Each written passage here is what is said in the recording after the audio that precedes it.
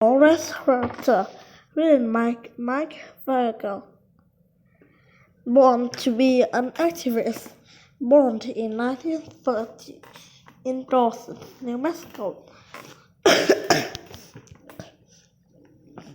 Dolores Clara Fernandez was exposed to criticism as a young age. Her father, Juan Fernandez, was a miner who was active in his miner union.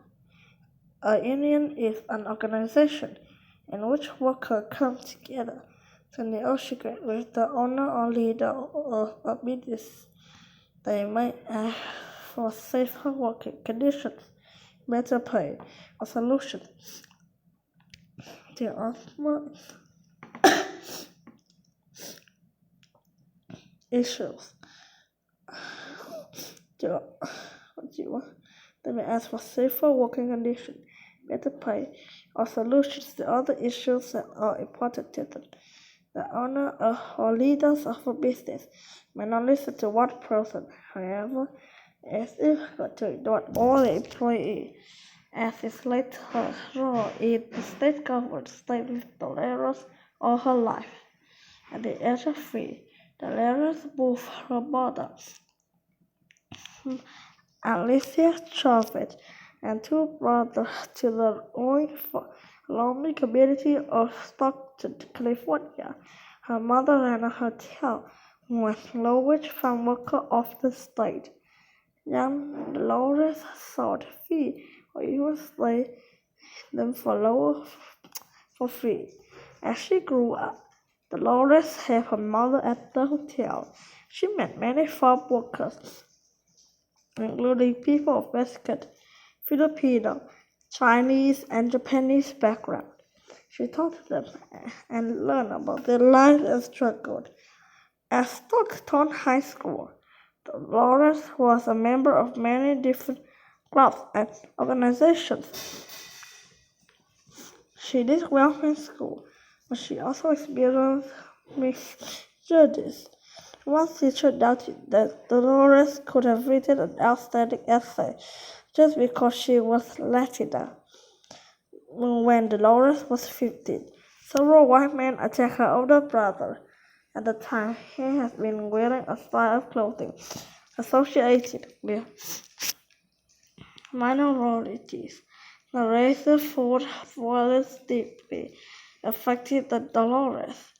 After her high school graduation in 1947, Dolores studied to be a teacher at the University of the Pacific in Stockton, California, becoming an organizer.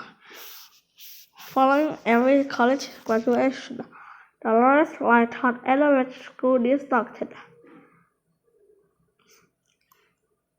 Seeing her students, many of the children of farm workers, always come to school hungry and without proper clothing left Dolores longing to do more. She wanted to have people of color and people with little money, especially farm workers. Dolores said, I thought I could do more by organizing farm workers than by trying to teach their hungry children. In 1955, Dolores left her teaching position for the Community Service Organization, CSO. This urban group helped Latino Americans register to vote and handled issues of discrimination and segregation. The CSO worked with lawmakers to make conditions better in various neighborhoods and where many working class Latino immigrants live. Turning to activism, Dolores Theater, she was using her married name by now, changing her focus to work as a labor activist. She founded the Agricultural Worker Association, AWA, because she wanted to help rural communities and farm workers, not just the urban communities. the CSO reached. Farm workers frequently worked in the field from dawn to dusk without a break. They often lacked fresh drinking water and bathrooms. In America at this time, most laborers here had little control over her working conditions. Seasonal workers who came from Mexico had no say at all. The AWA wanted to change it all. In 1962, Hilter left CSO. During her time with the CSO and AWA, Hilter met Cesar Chavez, a leading labor and civil rights activist. Both Hilter and Chavez tried unsuccessfully to convince the CSO to expand its reach to farm workers. For this and other reasons, the National Farm Workers Association (NFWA) 1,000 workers has joined NFWA. In 1965, a group of grape growers in Delano, California, were paying grape pickers less than minimum wage. Members of the Agricultural Worker Organizing Community (AWOC), who were most Filipino, went on strike. The AWOC has 6,000 members of the NFWA, mostly Mexican workers led by Chavez and Hilton, to join them. Together, two unions became United Farm Workers Organizing Committee, later changed its name to the United Farm Workers (UFW).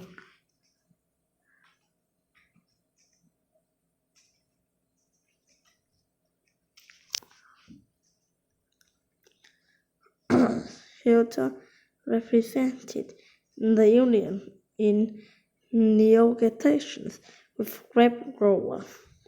She organized a boycott for California-grown grapes across the United States. Millions of people joined the boycott in support of farm workers.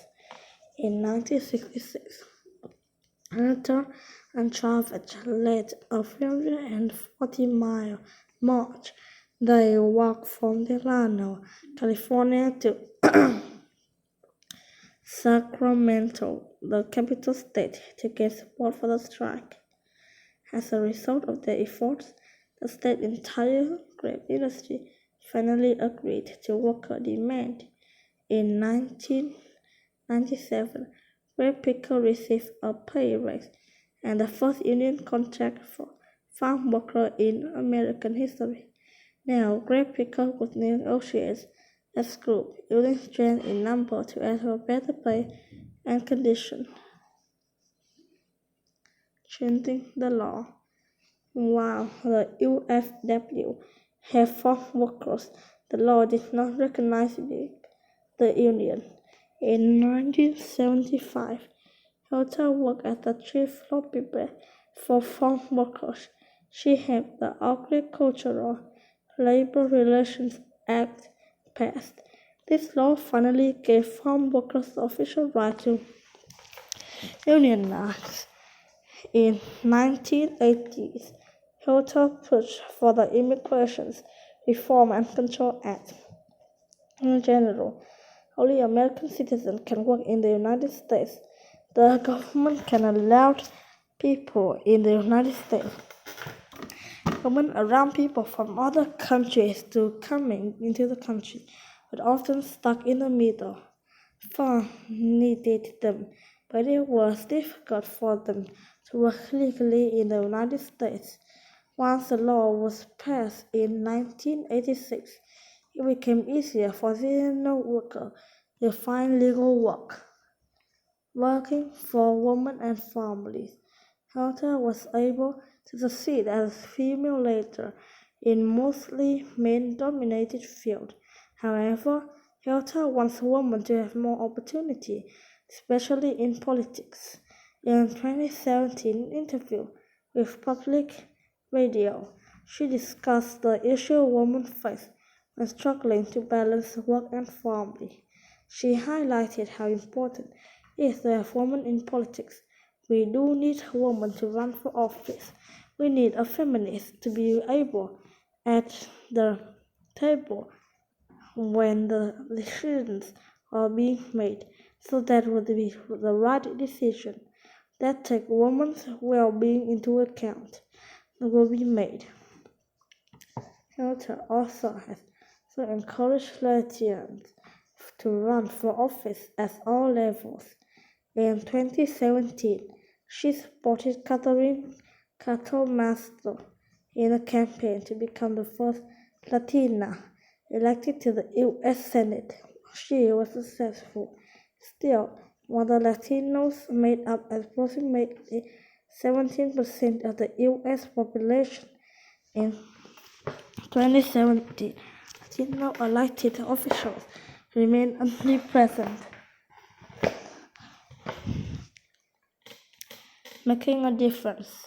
The Leros shelter has led a life of activism, including organizing and participating in protests, marches, and boycotts. Had worked personally as a lobbyist for issues in which she believed shelter helped bring about important improvements in the lives of millions of farm workers, from helping them gain the right to ununionized to getting certain harmful pesticides banned. In many ways, the Rosa Shelter had made a lasting impact on American history.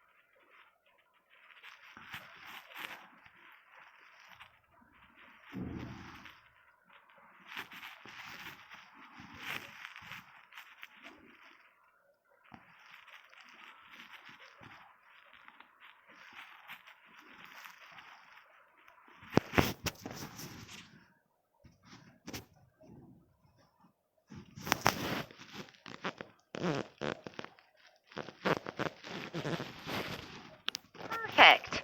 You got all the stars.